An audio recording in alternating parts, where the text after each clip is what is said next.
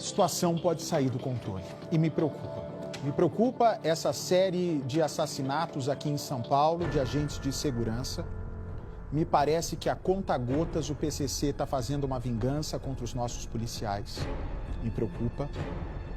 Me preocupa essa rebelião do dia 18 de março, com as imagens divulgadas hoje. Uma rebelião violenta que foi incentivada pelo PCC lá no Ceará. Me preocupa. Me preocupa também as ramificações do PCC na fronteira, mas a situação tende a ficar mais delicada. Por isso que as secretarias de segurança de cada estado, sobretudo o Ministério da Justiça, todos esses órgãos precisam vigiar, ficar atentos, porque esta história que será contada agora, com detalhes inéditos, é extremamente grave. Aqui é o corpo de uma vítima do Tribunal do Tráfico. E aí você vai me dizer, Bate, esse é mais um caso de pessoa que teria cometido algum delito em comunidade e pagou com a própria vida, a mando dos traficantes? Esse é mais um caso que, infelizmente, a gente vê todos os dias? Seria. Realmente, essa pessoa que foi morta, ela foi executada a mando de uma facção criminosa. O problema é esse aqui, ó. Mostra o bilhete aqui. Todo o problema gira em torno desse bilhete. Ô Bate, mas o que é que tem a ver um corpo com um bilhete e facção de São Paulo com facção do Rio de Janeiro?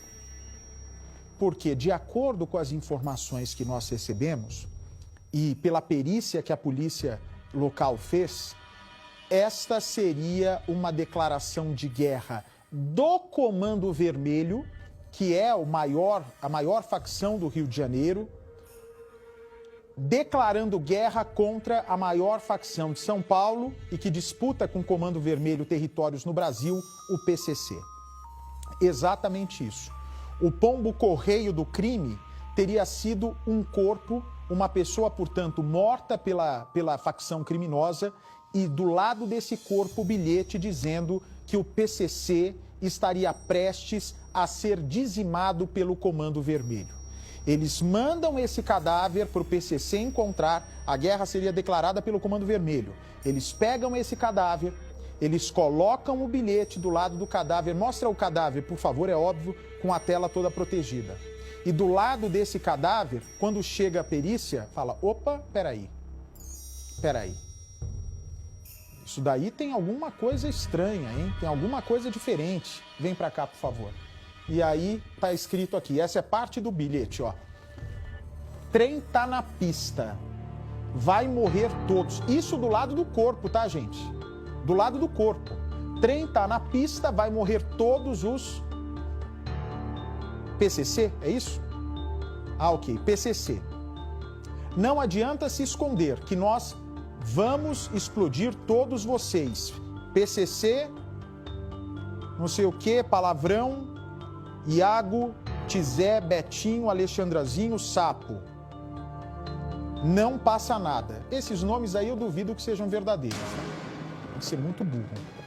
Mas você tem um cadáver, ou seja, a pessoa quando está botando um bilhete do lado do cadáver, ela não está brincando.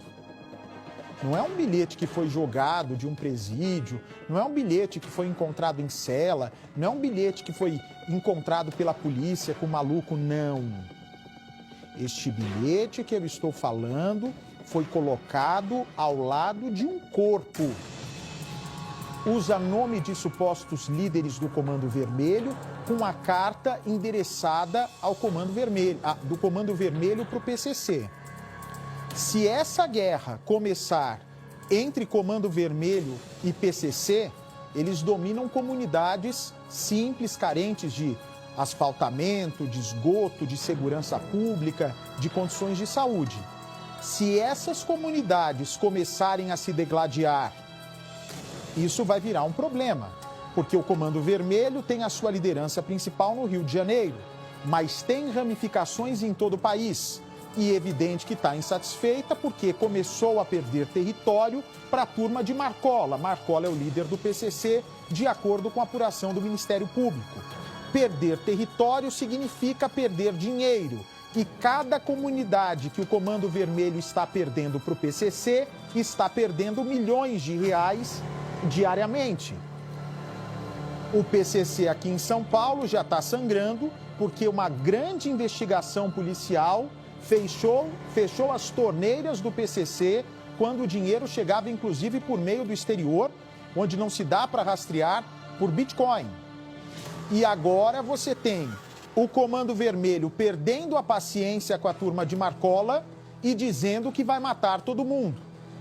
Só que quando o Comando Vermelho diz que vai matar todos do PCC, eles não chegam atirando no líder do PCC, no gerente do tráfico do PCC, no líder dos cativeiros do PCC, nos que cuidam do recrutamento dos soldados do PCC. Não!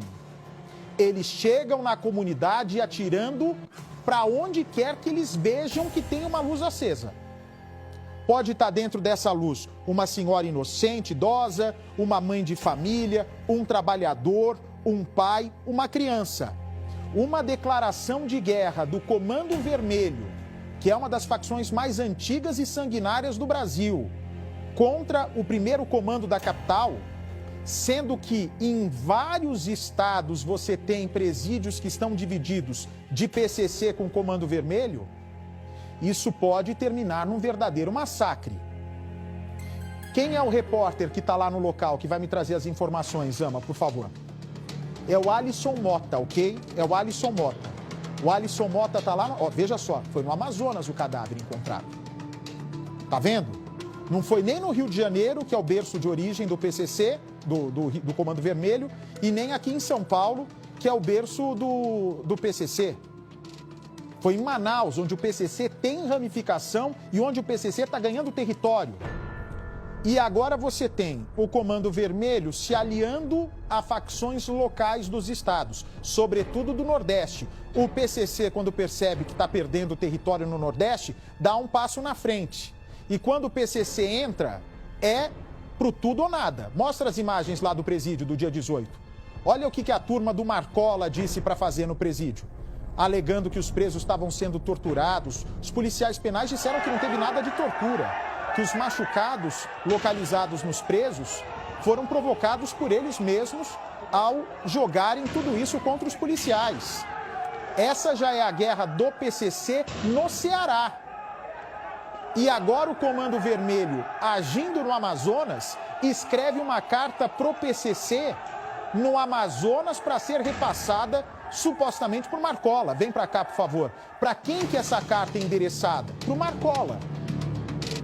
Eles têm acesso à televisão, eles têm acesso a advogados que muitas vezes, né, não sei se é o caso do Marcola, mas que muitas vezes levam os recados da prisão, né? Em vez de atuar só trabalhando como defensor dos direitos, não, eles atuam como pombo-correio, não todos, mas tem alguns que inclusive foram presos.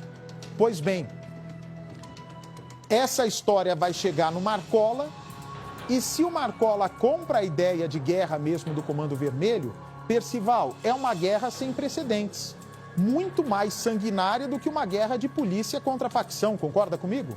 Sim, Bate, esse bilhete que nós estamos vendo é um recado, é uma mensagem ameaçadora. Ou seja, isso que você disse tem respaldo nos fatos. Ou seja, lá na região do Amazonas, por exemplo, há uma ramificação das facções criminosas. É a metástase, como se fosse um corpo humano. Quer dizer, ela se espalha, ela se alastra, ela é um berço, ela é uma proveta. Então, no momento, em relação ao Comando Vermelho, o PCC está mais fragilizado. Eles querem recuperar o campo perdido e não hesitam em adotar esse novo sistema. Você veja que anteriormente, PCC e Comando Vermelho, eles tinham umas relações diplomáticas que valiam tanto para o Rio de Janeiro como para São Paulo. Agora uma ruptura. O PCC quer exatamente autonomia, mais poder, exibir mais poder de fogo. E o PCC, evidentemente, começa a reagir. É o que nós estamos vendo, Bate. O PCC, ele começou aqui em São Paulo, foi originário aqui em São Paulo na década de 1990 mas já domina o crime em pelo menos 8 estados brasileiros e está em guerra disputando o controle do tráfico de drogas em outros 13 estados